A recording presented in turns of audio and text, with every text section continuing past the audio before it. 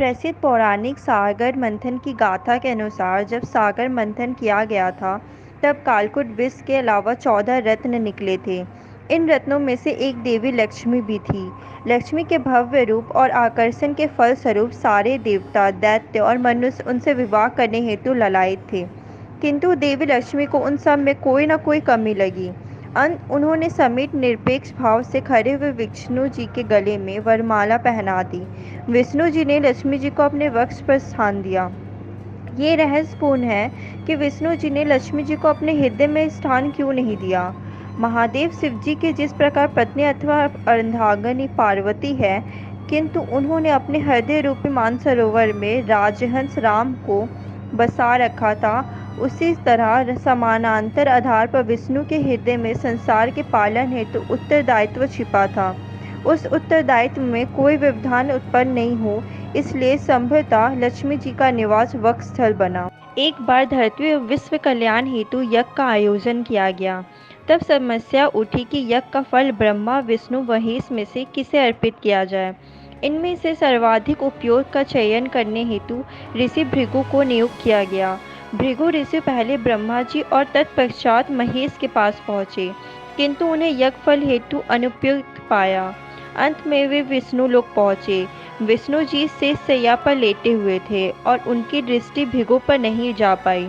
भृगु ऋषि ने आवेश में आकर विष्णु जी के वक्ष पर ठोकर मार दी। अपेक्षा के विपरीत विष्णु जी ने अत्यंत विनम्र होकर उनका पाँव पकड़ लिया और नम्र वचन बोले, हे ऋषिवर, आपको कोमल पाँव में चोट तो नहीं आई।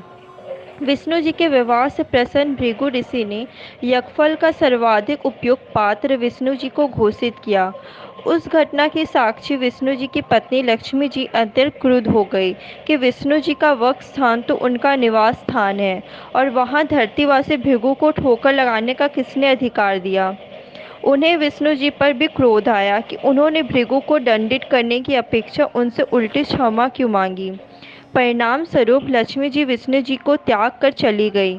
विष्णु जी ने उन्हें बहुत ढूंढा, किंतु वे नहीं मिली। अंततः विष्णु जी ने लक्ष्मी को ढूंढते हुए धरती पर श्रीनिवास के नाम से जन्म लिया और संयोग से लक्ष्मी ने भी पद्मावती के नाम से जन्म लिया। घटना चक्र ने दोनों का विवाह करा दिया। सब देवी देवता ने विवाह में भाग लिया और भृगु ऋषि ने आकर एक ओर लक्ष्मी से क्षमा मांगी तो साथ ही दोनों को आशीर्वाद प्रदान किया। लक्ष्मी जी ने भृगु ऋषि को क्षमा कर दिया, किंतु इस विवाह के अवसर पर एक अनहोनी घटना हुई। विवाह के उपलक्ष्य में लक्ष्मी जी को भेंट करने हेतु विष्णु जी ने कुबेर से धन उधार लिया, जिसे वे कलयुग के समापन तक ब्याज सहित चुका देंगे। ऐसी मान्यता है कि जब भी कोई भक्त तिरुपति बालाजी के दर्शनार्थ जाकर कुछ चढ़ाता है तो वह न केवल अपनी श्रद्धा, भक्ति अथवा आर्त प्रार्थना प्रस्तुत करता है, अपितु भगवान विष्णु के ऊपर कुबेर के ऋण को चुकाने में सहायता भी करता है। अंततः विष्णु जी ने अपने ऐसे भक्त को खाली हाथ वापस नहीं जाने देते हैं। जिस नगर में यह मंदिर बना है उनका नाम तिरुपति है और नगर की जिस पहाड़ी पर मंदिर बना है उसे तिरुमला श्री प्लस मल्ले कहते हैं।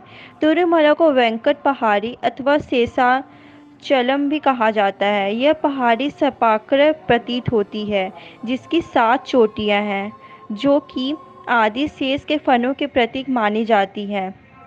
इन 7 चोटियों के नाम क्रमशः शेषाद्रि, नीलाद्रि, गरुड़ाद्रि, अंजनाद्रि, वृषभाद्रि, नारायणाद्रि और वेंकटाद्रि है।